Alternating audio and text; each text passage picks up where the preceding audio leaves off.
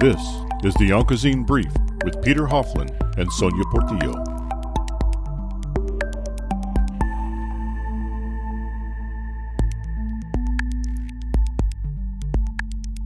Today in the OncoZine Brief, we're talking with Dr. Gisela Schwab, President, Product Development and Medical Affairs and Chief Medical Officer at Exelixis. In our interview with Dr. Schwab, we're talking about her company and about the products the company is developing for the treatment of hepatocellular carcinoma, or HCC, a form of liver cancer. I'm Peter Hofland, here with Sonia Portillo, and this is the OncoZine Brief. The company discovered and developed its lead compounds, cabozantinib and cobimetinib, and advanced them into clinical development before entering into partnerships with leading biopharmaceutical companies in an effort to bring these medicines to patients globally. Earlier this month, we interviewed Dr. Gisela Schwab, the company's President, Product Development and Medical Affairs, and Chief Medical Officer. Let's listen.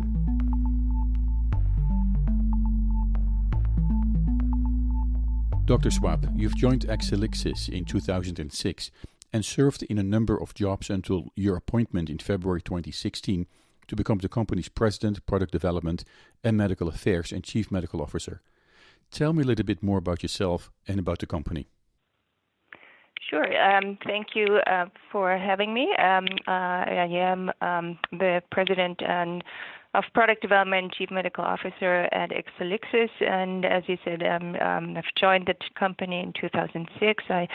By training, a medical oncologist and hematologist. I trained in Germany and in the United States, and then after my clinical training, joined industry and served in a variety of positions at Amgen and Upgenix, and now since 2006 at Exelixis.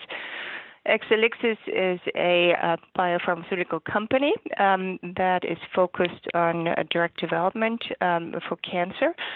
And Excelixis has a number of products that come from its own discovery that are commercialized. Amongst those are cabozantinib as a generic, the product name Cabometyx for renal cell cancer, and Cobimetyx for medullary thyroid cancer.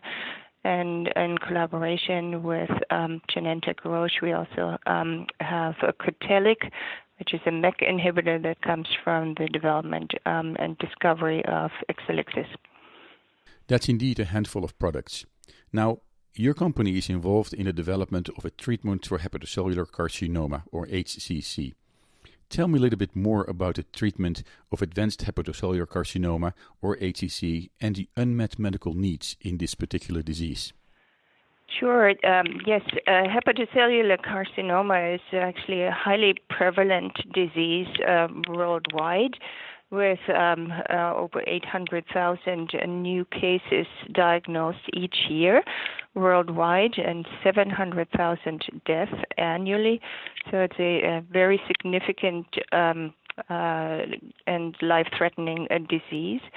And it has a high unmet medical need. In the United States, the incidence of liver cancer has increased, has tripled since the 1980s. And hepatocellular cancer is the most common form of liver cancer, making up about 3/4 of the estimated 42,000 new cases of liver cancer in the United States in 2018, or to be expected in 2018. So it is a very fast rising cause of cancer-related death in the United States. And without any treatment, patients with advanced liver cancer and HCC in particular survive less than about 6 to 8 months. Now, over the past many years, there has been only one systemic treatment available, and that is sorafenib, which was approved in the first-line treatment of HCC more than a decade ago.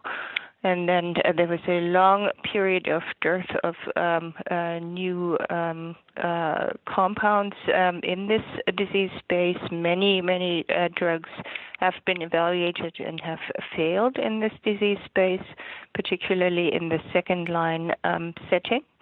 when patients had progressed after sorafenib. Now, the last year has seen some drugs succeed. Regorafenib has succeeded with an improved survival trial in the second-line space after patients had progressed on prior sorafenib, and that led to the approval of regorafenib in the United States and now also elsewhere. And then a new compound, nivolumab, an immune checkpoint inhibitor, has achieved accelerated approval in the United States on the basis of durable response rates in this disease setting. So there has been some progress, but clearly additional compounds are needed as this is a significant unmet medical need. Hepatocellular carcinoma is often confused with metastatic liver cancer. However, these two diseases are not the same. Can you explain? Absolutely, yes. So the liver can be affected in the context of other malignant diseases, and that is then called often liver metastases that occur secondary sites of disease in patients with other cancers, such as, for instance, colorectal cancer or lung cancer or other cancers that people are familiar with. Now, that is not the form we're talking about. The form that we're talking about, hepatocellular cancer, is originating in the liver and growing in the liver, but can also spread into other organs and cause problems through that spread itself. So there are different forms, certainly, but hepatocellular cancer originates in the liver. Earlier this year, your company presented detailed results from a pivotal phase 3 clinical trial called the Celestial trial.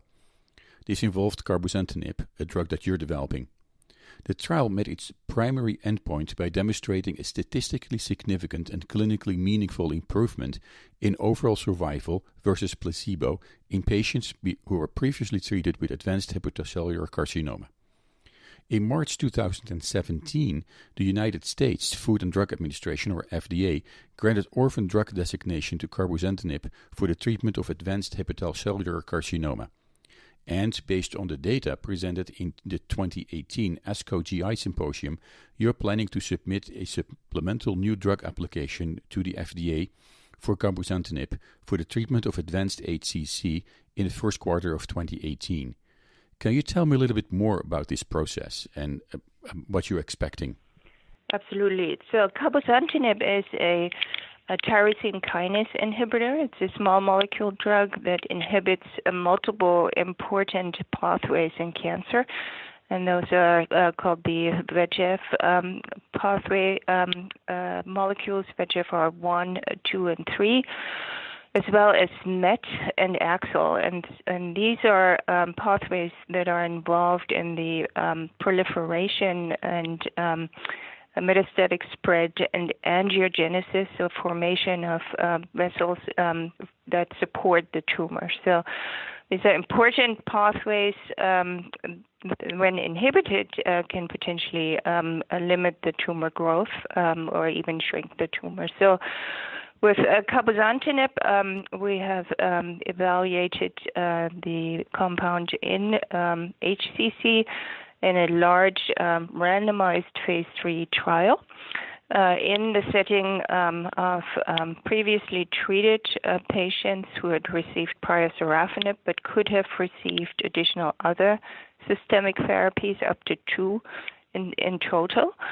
And patients, more than 700 patients, were randomized to receive either cabozantinib as their treatment or placebo, given that when we started the trial, there was no active available compound there for the patient population. So it's a placebo-controlled large trial with the primary endpoint of determining overall survival and an improvement in overall survival on cabozantinib versus placebo. Okay, let's take a short break here, and then we talk some more.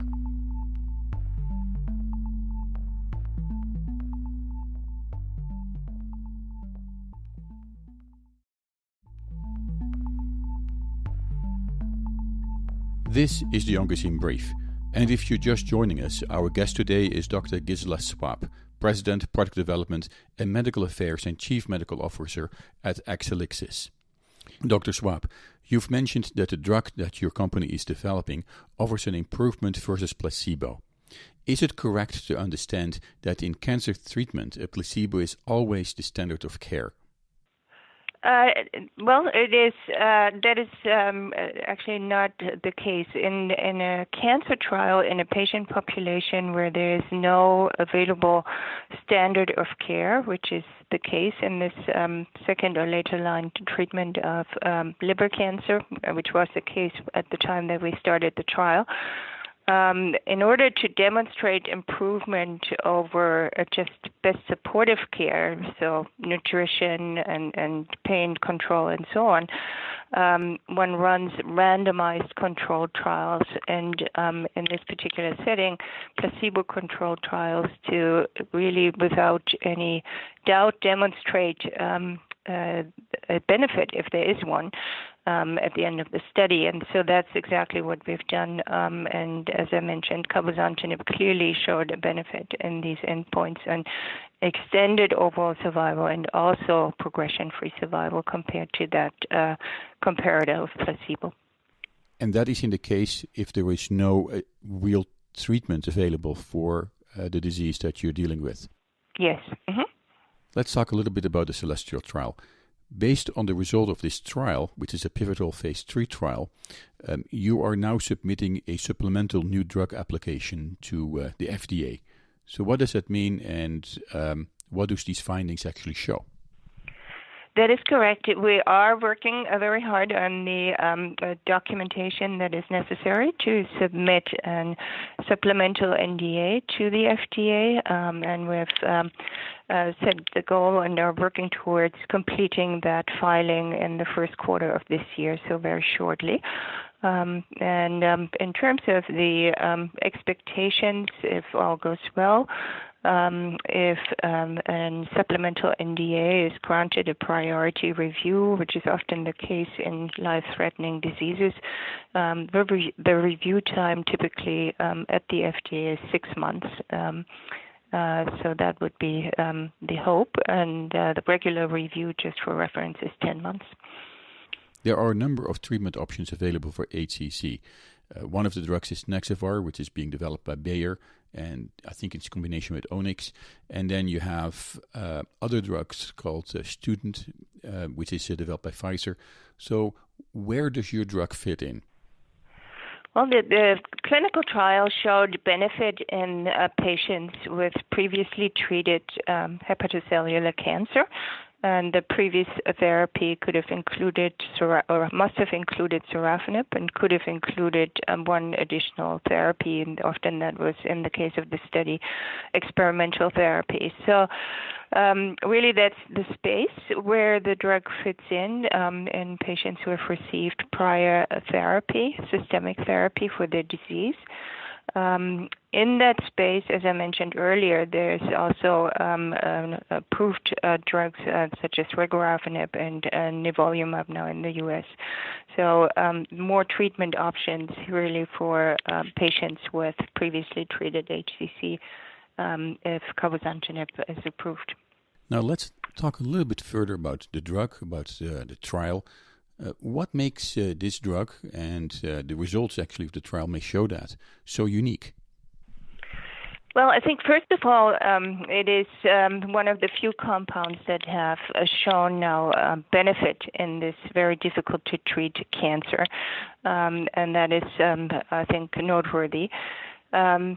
I think secondly, when we look at the patient population, we designed the study such that we could include patients that are indicative of the real-world patient population, so patients who have received prior sorafenib but could have received other treatments as well, up to 2 prior therapies.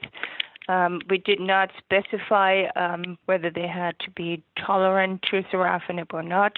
So it was a somewhat inclusive patient population, which makes it easier translatable, if you will, to real-world patient experience and indicative of how the drug, if and when used in the commercial setting, once approved, could be utilized. So you mentioned something really interesting here. You mentioned real-world experience. So how does what you see in the trial translate to what a doctor may actually see in his or her practice? Well, I think, as I mentioned, the patient population is one that is has been one that is very characteristic of previously treated HCC patients, and that is what a physician treating HCC or liver cancer patients is confronted with every day in their practice, and so that makes it potentially directly applicable when looking at the trial results. The trial results can be translated directly into the patient population that is seen in the physician's practice. Well, hopefully we will see some good results coming from this. Now, there is this thing about clinical trials and about trial design and the results of clinical trials and trial design. Can you explain a little bit about the clinical trial design in the Celestial trial and the results and what your expectations are in this particular case? Yeah, so it is a Celestial trial was a large trial, over 700 patients included. It was conducted globally in the United States, Europe, as well as Asia. And I think that is obviously very important because treatment strategies and supportive care may vary a little bit from region to region. The way we designed the study is that we stratified to make sure that we have balance between treatment arms. We stratified by geographic region, Asia versus other regions. We also stratified by etiology. As you know, liver cancer or HCC arises on the background of oftentimes a viral etiology, that is hepatitis C and hepatitis B, but also other reasons such as alcohol-induced liver damage or fatty liver disease. So that's important to recognize, and we stratified based upon these etiologies, in addition to geography and extent of disease. And that is extent of disease was determined by extrahepatic spread. So growth of cancer beyond the liver with metastatic spread, or invasion of larger vessels. That is the case in the liver, oftentimes as the liver is there are large vessels feeding into the liver. So macrovascular disease was also, along with extrahepatic spread, a stratification factor. So I think the importance here is that we designed the trial such that it was large enough and balanced between treatment arms with respect to the characteristics of the disease and the patient population. The Celestial trial employed the RECIST 1.1 assessment for objective response rather than a non-validated mRECIST approach, which has not been fully endorsed by the regulatory agencies. Can you tell me a little bit about that and the impact on the trial and the trial results?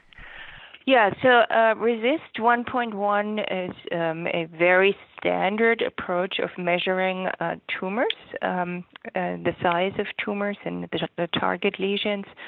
That is very, very established across different tumor types, and is physicians, oncologists, and radiologists are very familiar with that type of measuring tumor size and following tumor size throughout the treatment of a patient.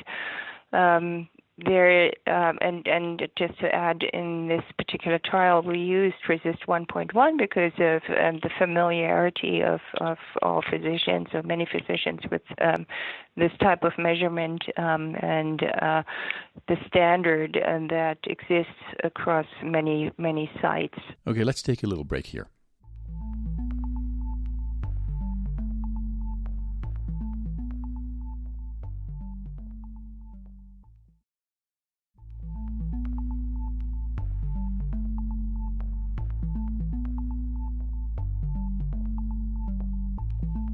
This is the OncoZine Brief, and if you're just joining us, our guest today is Dr. Gisela Schwab, President, Product Development and Medical Affairs and Chief Medical Officer at Exelixis. So you're now involved in the registration of your drug in the United States with the FDA.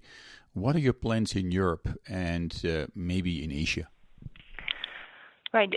So Exelixis has partnerships in other areas in the world, and in particular in Europe and rest of the world, we have a partnership with Ipsen Pharma, who are the marketing authorization holder for Cabometyx in Europe, and in Japan with Takeda.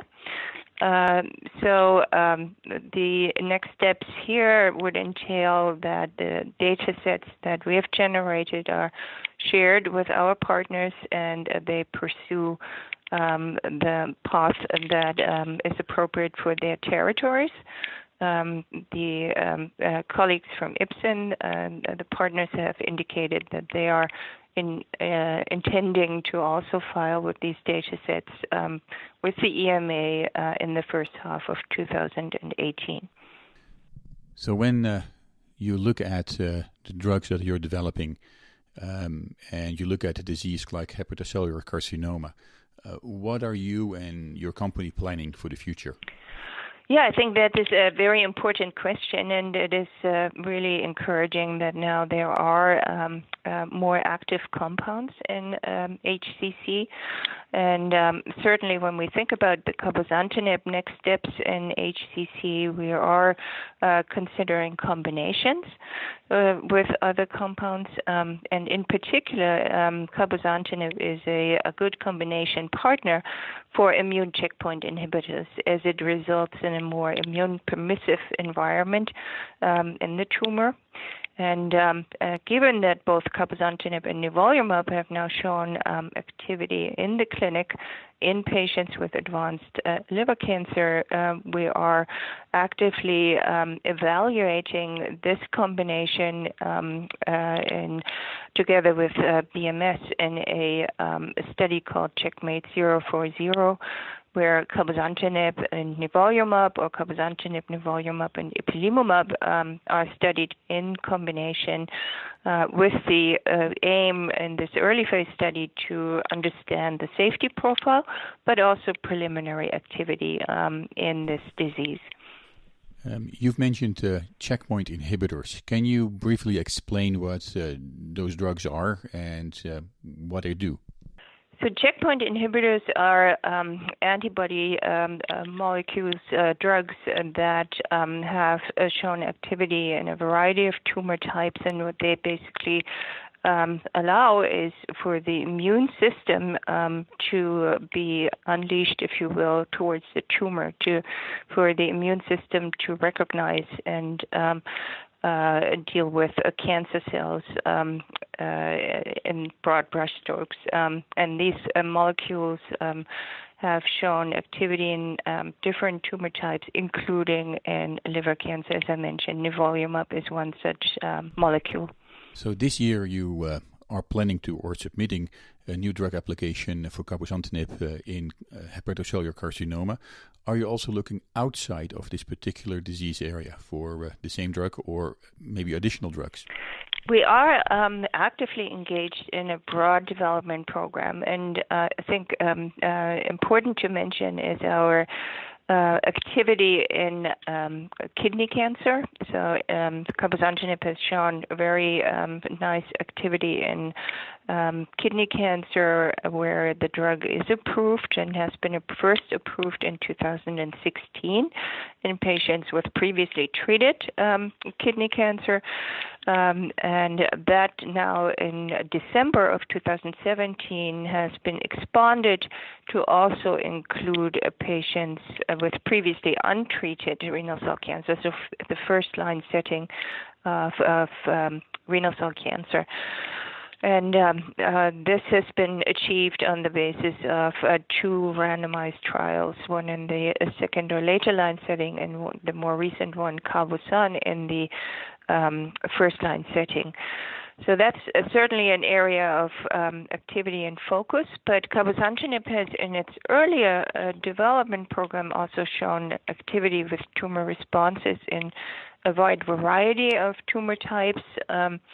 And we are pursuing further studies evaluating cabozantinib as a single agent in various different tumor types, as well as in combination with immune checkpoint inhibitors and other molecules. And one example I mentioned already, which is the evaluation with nivolumab and ipilimumab in liver cancer. We are also engaged with Bristol Myers in a phase 3 study in renal cell cancer in the first-line setting, evaluating cabozantinib with checkpoint inhibitors, and in further evaluation of cabozantinib in combination with atezolizumab in collaboration with Roche in a variety of tumor types, including non-small cell lung cancer, but also genitourinary cancers. Now, switching gears a bit, in the treatment of cancer, we often hear people, physicians, talk about personalized medicine, precision medicine, and targeted therapy. And in many cases, the definitions we get, or they give, are different. From your perspective, what is personalized medicine, precision medicine, and targeted therapy? And more important, what are the key differences, and how does it affect the work that you're doing? Yeah, I think that's a really important question. I think when you think about targeted therapy, I think it's important to recognize that cancer cells are often different from normal cells with respect to the expression of certain molecules on the surface of the cancer cells, or the genetic makeup of the cancer cell, where you can find genetic alterations that are particular to a specific cancer or subset of cancers. So targeting these alterations with small molecules or large molecules is really what I would understand and define as targeted therapy. And in the case of cabozantinib, we are in a position to target multiple such targets and pathways, as I mentioned earlier, including MET, AXL, and the VEGFR molecules that are implicated in cancer growth and vascularization and metastasis. And so that really is, I think, targeted therapy. Now, in summing up, in kind of summarizing, can you tell us a little bit about the drug that you're developing and the benefits of the patients, and maybe some of the exciting things people may be looking forward to, or actually when a drug like cabozantinib is actually available in the clinic? So I think, just to summarize for the results with cabozantinib in the Celestial trial, which is a phase 3 large trial, the benefits really that we have seen and that have been now presented publicly show an overall survival benefit for cabozantinib in this very difficult to treat cancer type and previously treated patients with HCC. And that is supported and consistently observed in the other endpoints, including progression-free survival and response rate. The compound clearly showed benefit across all of these endpoints. In terms of when this compound can be expected to be available more broadly in the marketplace, we have, as we've discussed earlier, we have plans to file a supplemental NDA for this indication in the United States in the first quarter of 2018, and would hope, provided the review is favorable, that the compound would be available for patients later in 2018. Thank you, Dr. Schwab.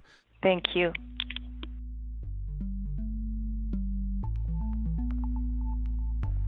After the break, we'll be back with more information about the staging of cancer and why staging cancer in hepatocellular carcinoma is more complex.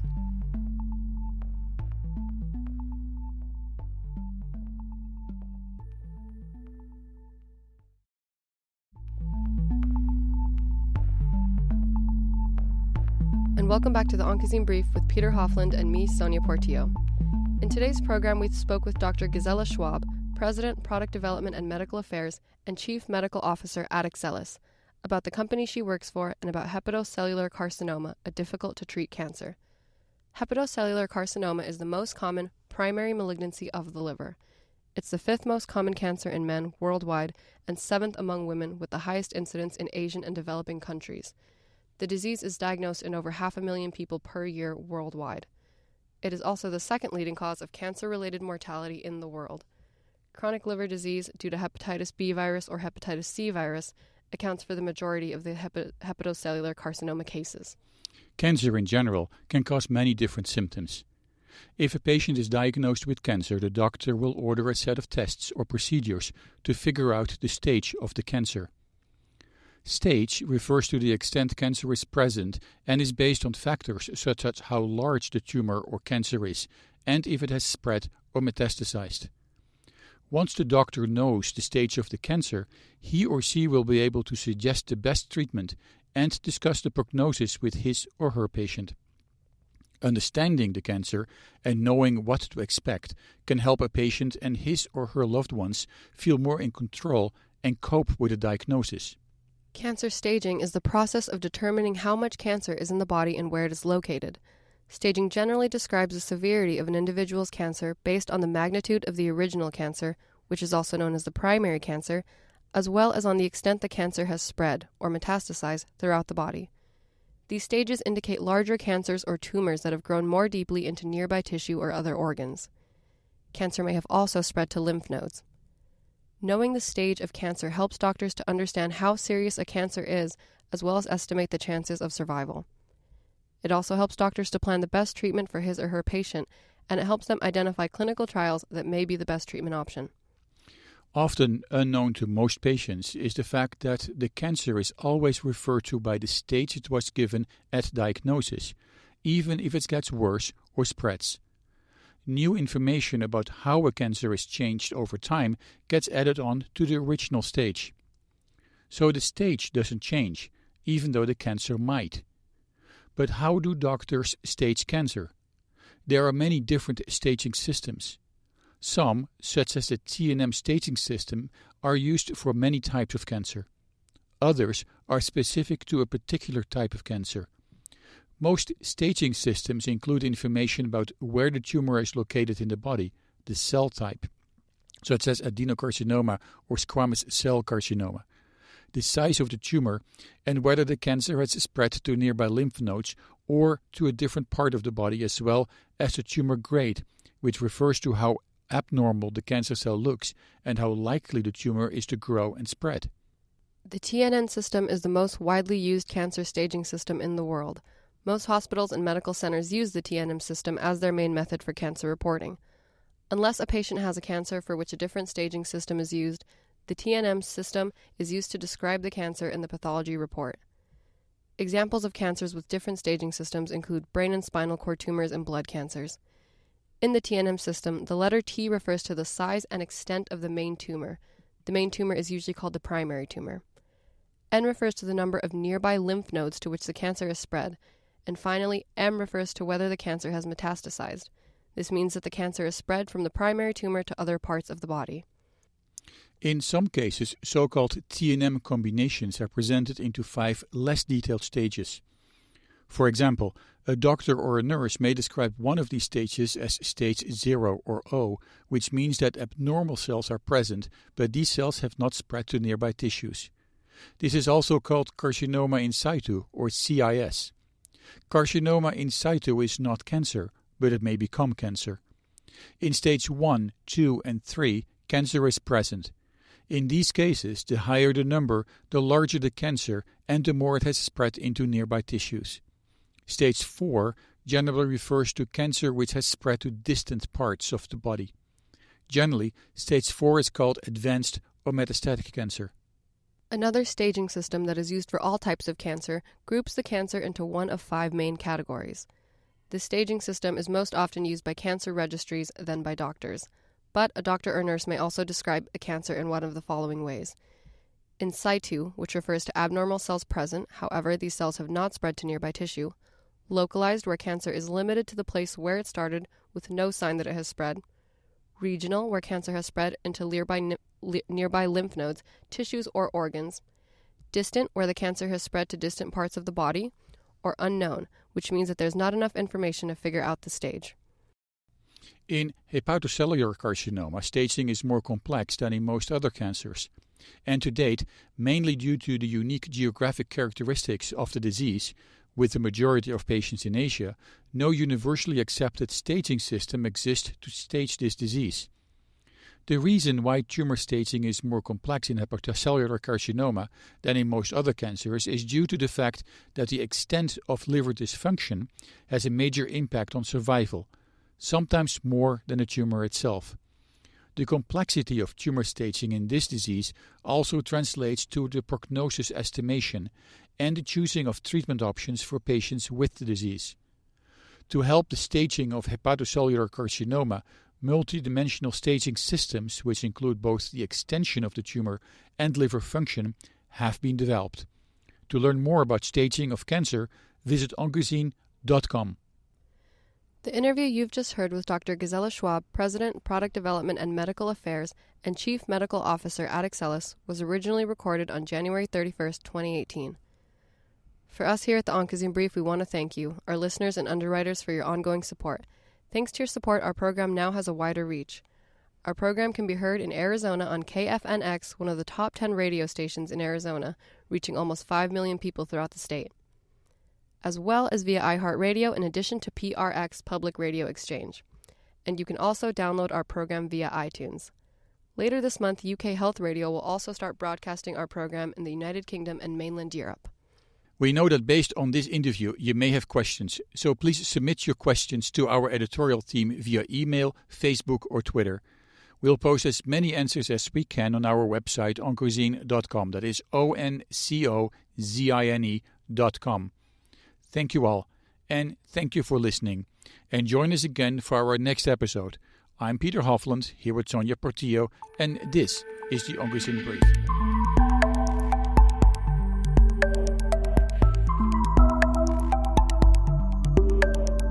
The OncoZine Brief is produced for Sun Valley Communication by Peter Hofland, Sonia Portillo, Evan Wendt, David Kaler, and Sean Mayer, and distributed by InPress Media Group. Support for the OncoZine Brief comes from listeners of this station and our commercial underwriters and advertisers. For more information about underwriting and sponsoring options, contact Sean Mayer in California at 949-923-1660 or visit our website at OncoZine.com/underwriting. The OncoZine Brief contains health and medicine-related information and is provided for educational and entertainment purposes only. The content is not intended as a substitute for professional medical or health advice and does not replace your doctor's advice. Your doctor is the best person to answer questions about your personal health. If you hear something in this program that doesn't agree with what your doctor has told you, ask him or her about it.